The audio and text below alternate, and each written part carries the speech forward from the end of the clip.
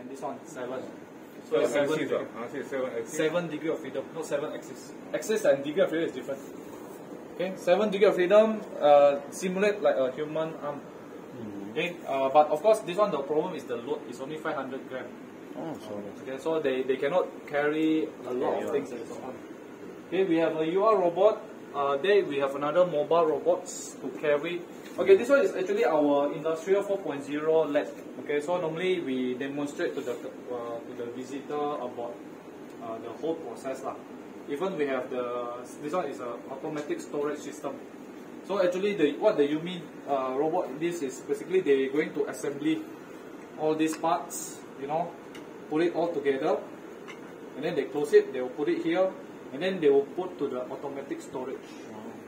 Yeah, so this one as well you can see what type of this is considered as robot. What type of robot is that? Linear. Okay. The first type of robot, which is what? Wheel. Not the wheel,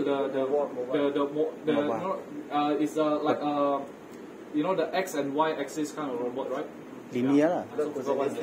Linear. Yeah, linear kind of thing. So this one is only X, Y, X and Y, and also be able to go up, which is Z. Yeah, so that is the example. And then this one is the latest robot from Yumi. Okay, sorry. Yumi itself pretty expensive and only do certain limitation of the parts. So they also produce a single arm Yumi. Okay, so it's almost the same but only single arm. It's also considered as a collaborative robot.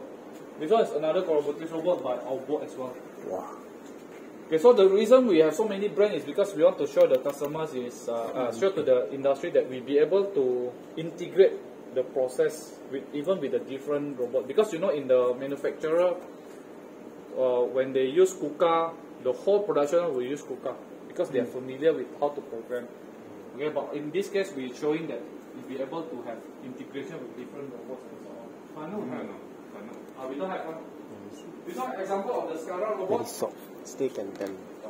Okay, SCARA robot means SCARA robot. up and down, and then they have another arm that is moving, and then the front arm is also moving. So this is what we call the SCARA robot. So you can see the axis, there's another axis here. Oh, to join. And then up and down, SCARA robot. So means you have another one that's moving here. Then imagine that you have another arm that can moving this way. Okay, this is a SCARA robot. Yeah, for what? For air. For air. HUV. Oh. KUKA robot. Yes, we have also drones. Wow, doom.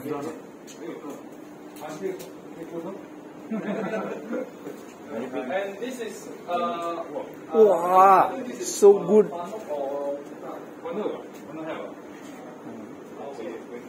Recording. Này được giảm, no? No, it's an Apas KUKA. Okay, the good thing of this Apas KUKA is this one is capacitive sensor.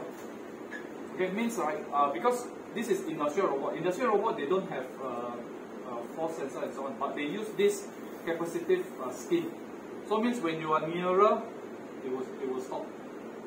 Then if you fall away, then you will continue moving. So this is capacitive sensor. Okay, so this is one of the way to also make the industrial robot become collaborative robot. Because you know this type of robot is an industrial robot. So they use this capacitive skin. So when you're nearer to the robot, it will stop. Instead of the force. Yes, instead of the force, but it's using the robot. This is another robot.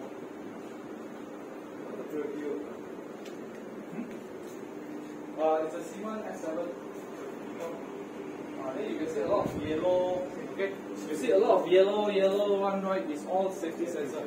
Yeah, so when this one take out, the robot will stop. So all yellow sensor.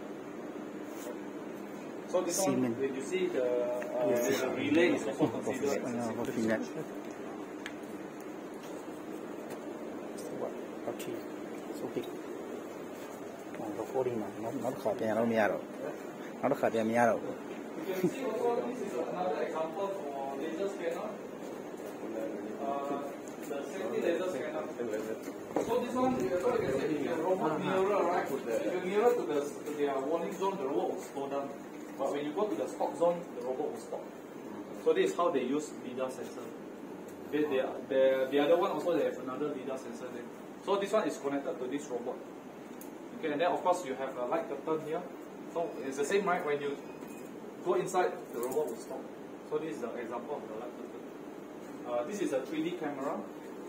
Okay, it's not a 2D camera, 3D camera. So with the additional Z-axis, so means you can pick up the part that is on top of each other. Means the part is on the top of each other. You'll be able to identify and pick up the parts. So send the signal to robot. Yeah, of course. The robot will you will not send the signal. You will send the position of the parts to the robot, and then robot. What term of communication? What term? Ethernet. How identify the So Ethernet means they connected to one of the computer there. So the computer will calculate the the position of the parts. Then the robot will know the position. This situation also linked to one software. Yeah, of course, to the computer to calculate the position. Then once you get the position, he will tell the robot where is the position. But robot need to do the calibration because the position of the parts is the camera position. If your camera position, you tell the robot will pick up wrong. So you need to so-called change the the base position to the camera position. So that's how you do the calibration. Yeah. Okay, so this is an example. So it's a student project. Okay, so yeah. So that is the example of it. Actually, this is AGV. Okay, the beauty of this AGV is he don't have don't have a wire, don't have a battery. What he did is they're using this. You can see the white thing. This one is wireless charging. So as long as they are moving along this capacitive conductor, the AGV will be able to move. Okay, so there's no battery, there's no AC power. The power is all on this particular things.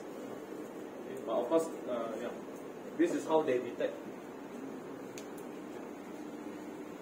So this is an example of the Industry 4.0 lab. So you can see the machine there is actually sponsored by Bosch. So that's why this is a SP Bosch collaboration lab. So yeah, that's how we collaborate with them. Okay. Okay. Right. Oh yeah. Okay.